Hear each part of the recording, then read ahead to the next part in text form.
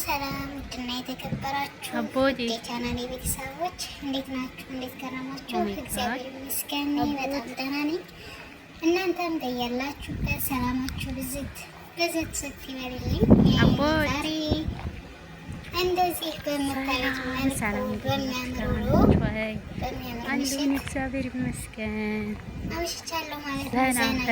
እንደምታዩት በጣም ታያችኋል አይደለ? እንደተፈጥሮ የሚያምር ነገር በለው። ይሄንማ በነፃ ማየት የለባችሁም። ዘና እያልኩ ነበር ያመሸሁት እና አብራችሁኝ እናንተም ዘና በሉ ተታበሉ። እንዴት አባቱ ነው የሚያምረው በሚያምር ኦ ማይ ጋድ ተፈጥሮ ቦታ ዛሬ እላችኋለሁ። ሰብስክራይብ ላይክ እያደረጋችሁ ለምታበረታቱኝ በጣም የማመሰግነው። ያውም በጨለማ ሰላም እንጂ አዲስ ናችሁ ደግሞ ሰብስክራይብ ላይክ የታባቱ እንደሚያምር በማድረግ እንድታበረታቱኝ ስል እጠይቃችኋለሁ። እንዴት አባቱ እንደሚያምር ኦ ማይ ጋድ። እንዲሁም ደግሞ የደወል ምልክቷን ዛሬማ አልመጣሁኝ እንዴ ላይቭን ስገባ ህይወት እንዴት አባቱ እንደሚያምር እኔ እንድታበረታቱኝ ስለምፈልግ ነው። ጨለማ ስለሆነ ነው እንጂ ከሀገር ስገባ በደንብ ጥራት ያለው ቪዲዮ እናንተን ዘና ፈታ የሚያደርግ ጥሩ ነገር ይዤላችሁ እንደምመጣ ባለሙሉ ተስፋ አለኝ። ህይወትማ እና ወዶችዬ እንዴት አያችሁት? እስኪ አያምርም? የምር እኔ በጣም ነበር የተመቸኝ። መኪና ምናምን አልወድምና አልወጣም አልሄድም። እንደውም ቦዲ ማፊኮፍ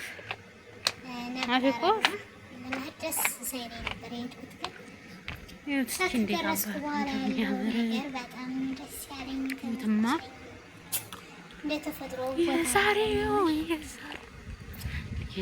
ይልኝ እና ስደት ያረጋችኋል። የስደት ህይወት በጣም ደስ ያለኝ ረመዳን ደግሞ እየደረሰ ነው ከምላችሁ በላይ እንዴት ያረጋችኋል። በርቱ ይዟችሁ ቅመሞችዬ አባቱ እንደሚያምር እንግዲህ ነገን የተሻለ ለማድረግ የተሻለ ይሆናል ብለን ተስፋ እያደረግን እየለፋን እየደከምን ነው እንግዲህ ሁላችንም እና ፈጣሪ አምላክ ደግሞ እሱ የሚሳነው ነገር የለም። የተሻለ ነገር የተሻለ ህይወት እንደሚሰጠን ተስፋ እያደረግን መበርታት መጠንከር ነው። አይዞን ወዶችዬ በርቱልኝ፣ ጠንክሩልኝ። ፈጣሪ እንግዲህ ከኛ ጋር ይሁን። የረመዳን ስራ እንግዲህ ከባድ እንደሆነ ይታወቃልና አይዞን እንግዲህ አይዞን። ለማንኛውም አይዞን ወዶችዬ ታታውል እንሩ ቤት ኑር ቤት ቦዲ ማሽላ ነው የፍሩ አሮህ ምን ሄና በጣም ጨለማ ስለነበረ ነው እንጂ በጣም ነው የሚያምረው። ለእናንተ ይታያችሁ ይሆናል፣ ግን በጣም የሚያምር ቦታ ነው የምር። እና ይህ ቦታ የምታውቁታላችሁ ነው ታውቁታላችሁ። ካወቃችሁት ኮሜንት አሳውቁኝ። በጣም የሚያምር ቦታ ነው። ዘና እያልን አረቦች ጋር አመሸን ማለት ነው በዚህ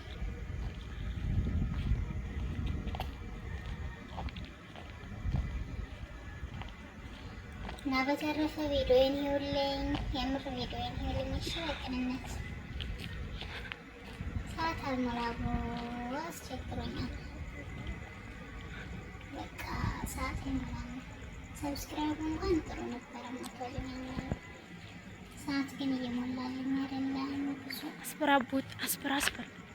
ይኸውልኝ ቪዲዮዬን በቅንነት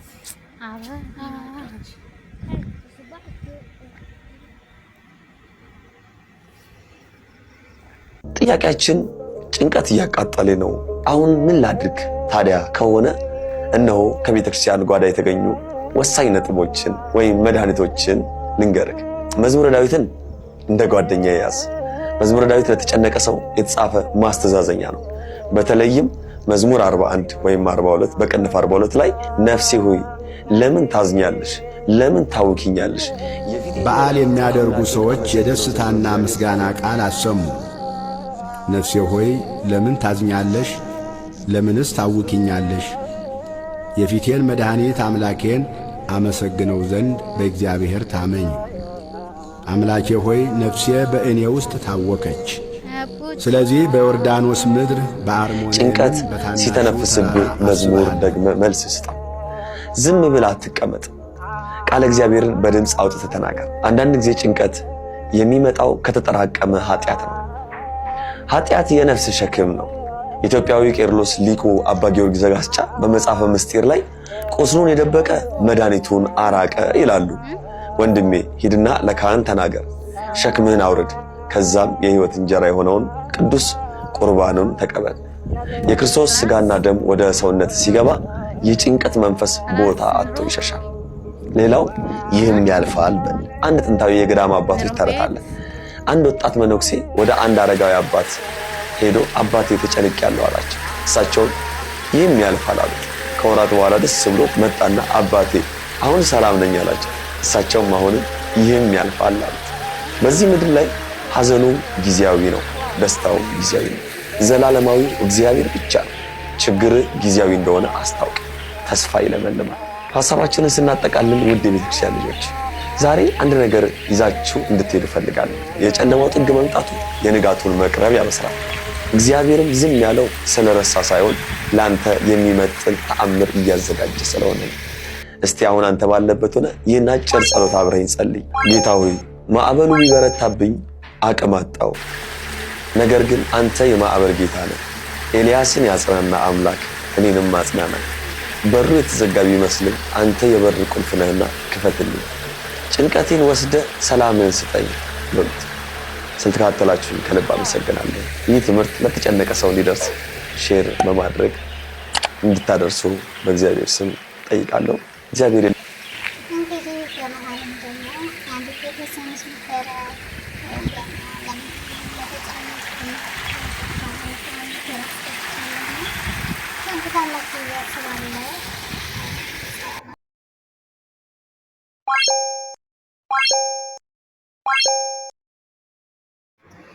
ሰላማችሁ ብዝት ይበልልኝ። አቦቴ ያበረታታችሁ ያላችሁ አቦቴ ፈጣሪ ያክብርልን። አይዞን፣ በርቱን፣ በርታ አቦት። እንግዲህ ለሌላ ቪዲዮ ነው። ሰላም አለሁን። እግዚአብሔር ይመስገን። ዘና ፈታ እያልን በዚህ ታያችኋን አይደለ? በሉ ይሄንማ በነፃ ማየት የለባችሁም። ሰብስክራይብ ላይክ በማድረግ ጀምሩት። እስኪ እንዴት አያችሁት? እንዴት አባቱ ነው የሚያምረው መሰላችሁ? ኦ ማይ ጋድ ዛሬ እኔ እንጃ በጣም ደስ የሚል ቦታ ነው የመጣሁት። እስኪ ይሁትኝ ያውም በጨለማ ስለሆነ እንጂ እንዴት አባቱ እንደሚያምር ህይወት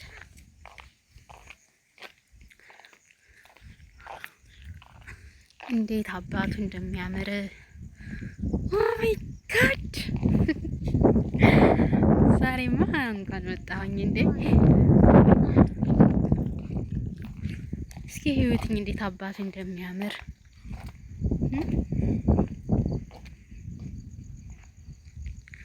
ህይወትማ ጨለማ ስለሆነ ነው እንጂ እንዴት አባቱ እንደሚያምር ኦ ማይ ጋድ ትላለህ።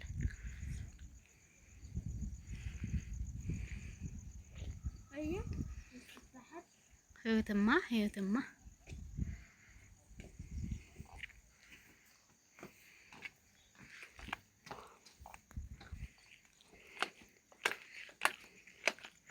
አቦቴ ማፊ ኮፍ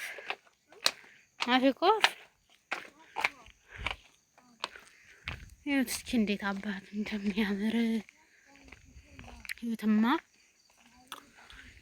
የዛሬው ይለያል።